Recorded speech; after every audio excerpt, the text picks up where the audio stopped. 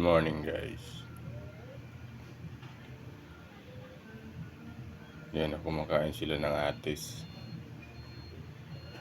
Alam niyo ba guys kung anong klaseng ibon yan? Ang ibon yan guys ay kung tawagin sa amin sa Romblon ay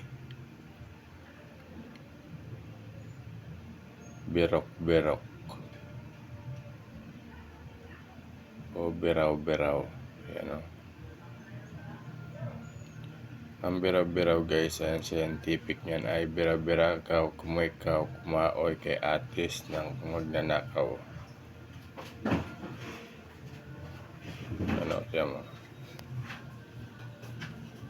Sarap na sarap siya sa atis. Nag-take out pa. Nag-take out pa. Nag-take out pa.